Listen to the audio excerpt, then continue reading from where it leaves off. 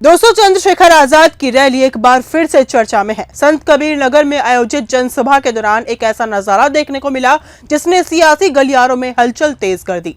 मंच के सामने खड़ा एक युवक अचानक फूट फूट कर रोने लगा।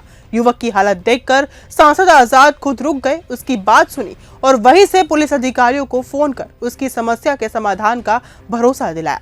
ये दृश्य देखते ही देखते पूरी रैली में चर्चा का विषय बन गया। दरअसल ऐसा पहली बार नहीं हुआ जब आजाद की रैली में इस तरह की भावनात्मक तस्वीरें सामने आई हो। मुजफ्फरनगर, आगरा और अब संत कबीर नगर, हर रैली में भीड़ का नया रिकॉर्ड बन रहा है। लोग पोल पर चढ़ रहे हैं, छतों पर बैठकर अपने नेता की एक झलक पाने को बेताब है। हालात ऐसे थे कि आजाद को खुद लोगों से छतों से नीचे उतरने की अपील करनी पड़ी, लेकिन नीचे जगह ही नहीं बची थी। रैली में मौजूद लोगों की दीवानगी इस कदर थी कि कई समर्थक अपने नेता को देखकर रोने लगे। यही वो पल था जब आजाद ने मंच से कहा कि समस्या लेकर आए हर व्यक्ति की बात सुनी जाएगी और जरूरत पड़ी तो प्रशासन से सीधे बात की जाएगी।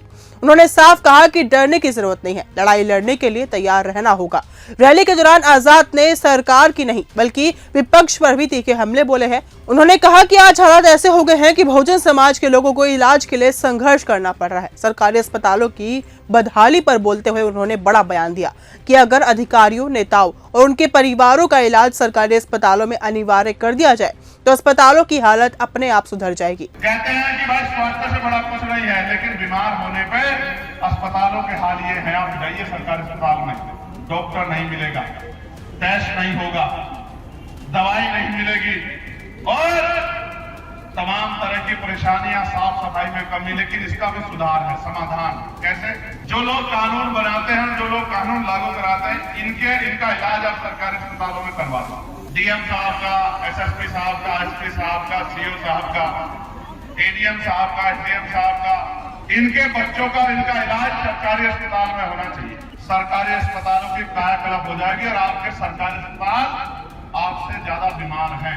अगर सरकारी अस्पतालों की हालत सुधर गई तो फिर प्राइवेट अस्पताल कैसे चलेंगे? इसलिए सरकारी अस्पतालों को जर्जर करके छोड़ दिया गया है कि इसके जरिए गरीबों की जेब कटे। और मैं आज गारंटी से कह रहा हूं, मैं चुनाव सांसद हूं, आयुष्मान योजना में जितना बड़ा घोटाला हो रहा है उससे बड़ा घोटाला कभी देश के इतिहास में कभी हुआ नहीं होगा। मेरी बात को इतना ही नहीं, उन्होंने आयुष्मान भारत योजना पर भी गंभीर आरोप लगाए। आजाद ने कहा कि इस योजना में इतना बड़ा घोटाला हो रहा है जितना शायद देश के इतिहास में पहले कभी नहीं हुआ। उनका कहना था कि सरकारी अस्पतालों की जानबूझकर कमजोर किया जा रहा है ताकि गरीबों को निजी अस्पतालों में लूटा जा सके। दोस्तों, आजाद की बढ़ती लोकप्रियता ने अब सियासी समीकरण भी बदलने शुरू कर दिए हैं। उनकी रैलियों की भीड़ देखकर न सिर्फ सरकार बल्कि विपक्ष भी अपनी रणनीति पर दोबारा सोचने को मजबूर है। पीडीए की राजनीति से जुड़े नेता हो या फिर बसपा के युवा चेहरे, सब जमीन पर उतरने की तैयारी में दिख रहे हैं। अब बड़ा सवाल यही है कि क्या आजाद की रैलियों में उमड़ रही भीड़ आने वाले चुनावों में वोट में बदलेगी? क्या ये दीवानगी उन्हें सत्ता के शिखर तक पहुंचाएगी या फिर केवल एक भावनात्मक लहर बनकर रह जाएगी? जवाब आने वाला वक्त देगा, लेकिन फिलहाल इतना तय है कि आजाद ने उत्तर प्रदेश की राजनीति में बेचैनी जरूर पैदा कर दी है। फिलहाल इस वीडियो में सिर्फ इतना ही। देखते रहिए न्यूज़ गंगा। नमस्कार। अगर आपको ये हमारा वीडियो पसंद आया हो तो इसे लाइक और शेयर करना बिल्कुल ना भूलें। साथ ही हमारे चैनल न्यूज़ गंगा को सब्सक्राइब और फॉलो जरूर करें ताकि देश और दुनिया की हर बड़ी खबर आप तक सबसे पहले पहुंचे।